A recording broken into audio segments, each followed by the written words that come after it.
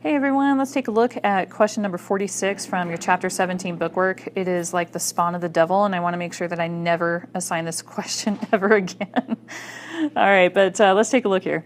So on question number 46, it says at equivalence point, you've got, it says calculate the pH at equivalence point when you titrate all of these solutions with a 0.080 molar NaOH.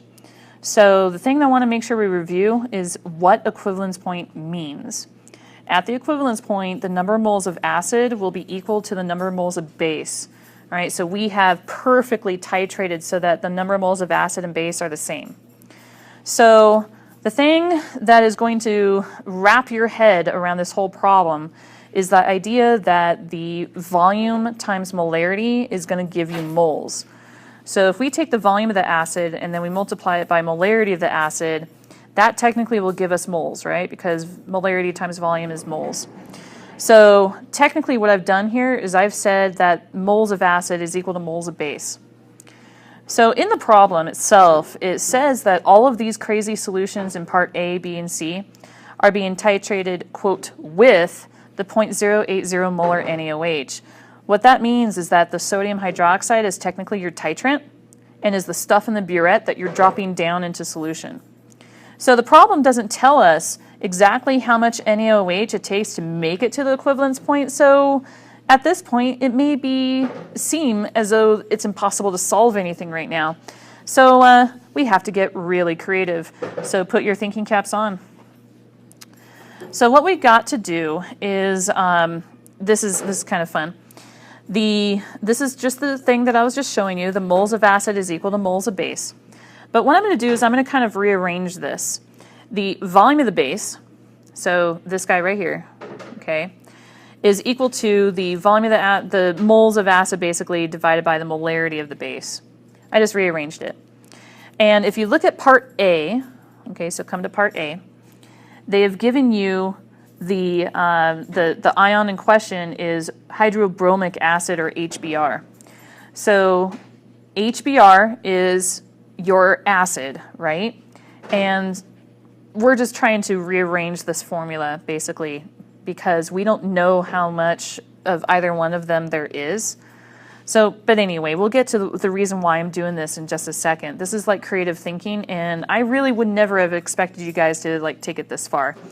But anyway, the volume of the base is technically equal to 1.25 the volume of the acid.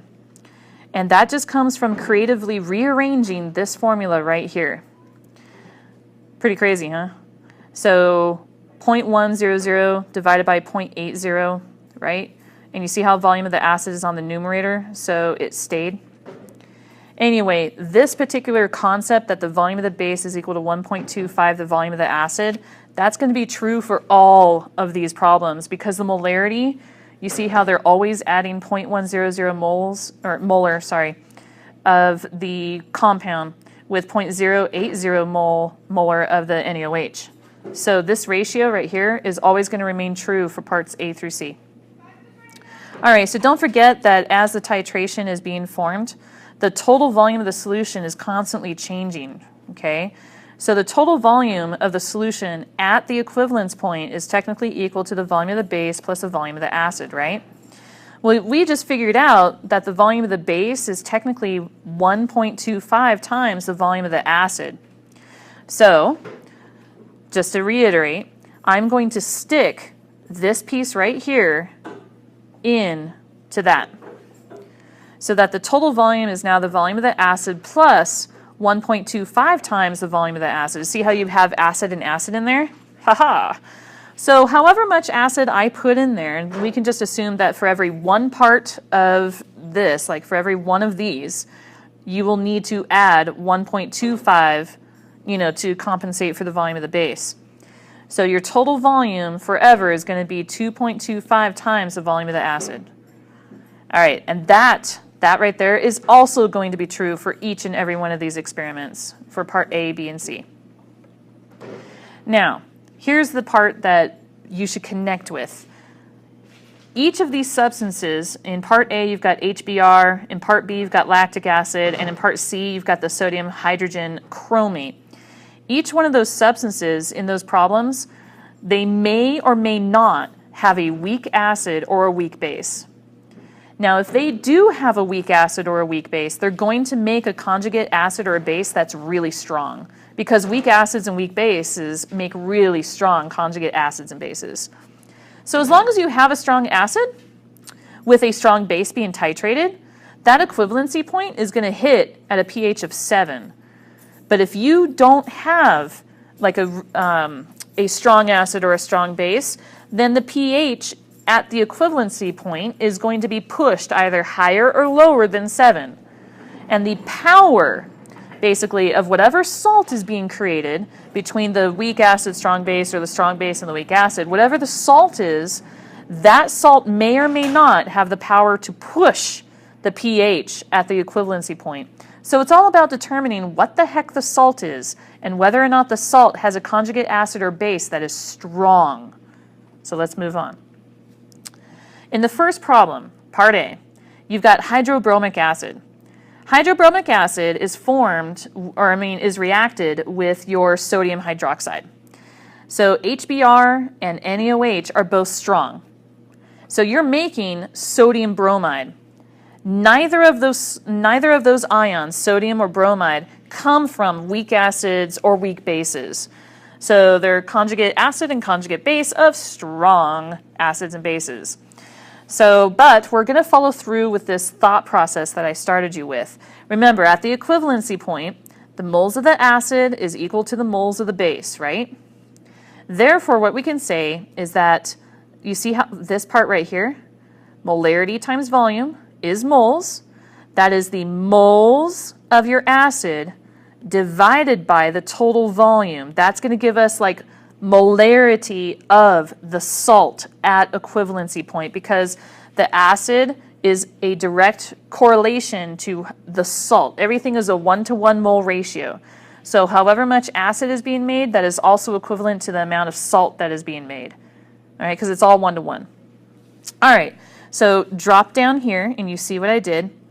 I took this is still moles of acid, and I divided by what will now be the total volume, which we figured out was 2.25 times the volume of the acid. Haha, you see how clever that is? Because that cross cancels. Oh, so clever.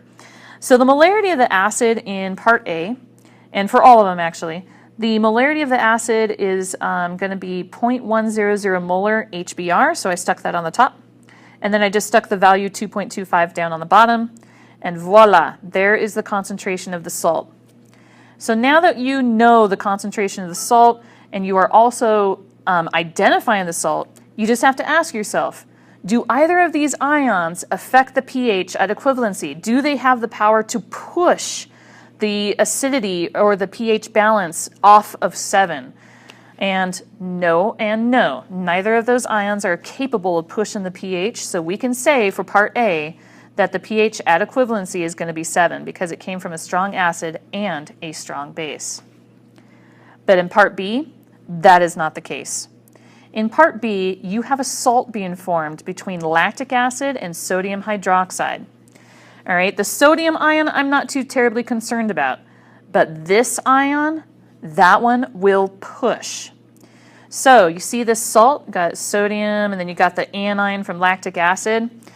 Because we already did all of the math, this concentration right here is true for each of the problems. There's our salt, and that's the concentration of your salt. Now just ask yourself, is that salt going to be strong enough to push that equilibrium off of a pH of 7? And this time, yes. Yes, you do. So lactic acid is a weak acid. That makes this guy right here, this ion, a strong conjugate base. They gave you, or you could look up the Ka value for that, but what we really need is the Kb value for that because it's going to behave like a base. All right, so Kb is super easy to find. Just take Kw and divide it by Ka. So this represents the Kb for the conjugate base of lactic acid. So look at the reaction now with this conjugate base, because a conjugate base is going to mess around with the pH. He's going to be interacting with water. And when he interacts with water, he'll come back to lactic acid. We don't care about lactic acid, but we do care about this dude right here, the formation of hydroxide. All right, so look at the reaction. These are our products. Stick the products on the numerator, stick the reactant on the denominator. We don't care about water on the denominator, we never do. So this is our expression for Kb. It's always products over reactants. And we know its value is 7.14 times 10 to the negative 11.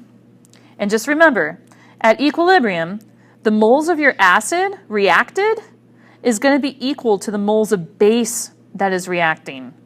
So technically, these two dudes on the numerator, this guy and that guy, their concentration should be identical. So technically, we could say that the concentration of your lactic acid is going to be the same as the concentration as your OH ion. Therefore, we can just kind of like say, hey, that numerator can change to OH squared. And the denominator, that came from your salt. Remember, we already did that calculation. So the denominator value is 0.0444. You have your Kb value right here. All you have to do is solve for your OH ion. And that's what I did. Solve for the OH ion, remember that's molarity. Change molarity of OH to POH, change your POH to pH, and then you're done. Woohoo! How crazy is that problem? All right, on part C, let's take a look at what they gave you. They gave you sodium, hydrogen, chromate, reacting with, again, your sodium hydroxide. So the base is always going to be nice and strong. So the salt being formed is this right here. We don't care about Na, don't really care about that ion. But it's this ion, the hydrogen chromate ion. Now, chromic acid is not very strong, okay? So that dude, that HCrO4, that guy is obviously going to be strong, okay? Because the acid itself was not. So we go and we look up the Ka for H2CrO4. Now remember, this is an acid, but we're worried about the conjugate base being strong. So I'm going to solve for the K sub B, and I got that. So remember, come back over here. Remember what we did? We put the OH ion squared on the top and the concentration of the salt on the bottom. You can do that again right here.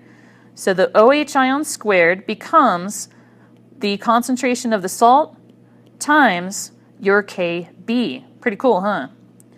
All right, so you get your OH ion concentration again, and then, hey, make sure you go from OH to POH, from POH to pH. Whew! All right, y'all, that took me 13 minutes to blaze through. And just understand that that probably took me about an hour and a half to figure out myself. I will never, ever, ever do this question again. Anyway, I hope you enjoy. If you do this problem, I'll give you some extra credit for it. All right, you guys, peace out.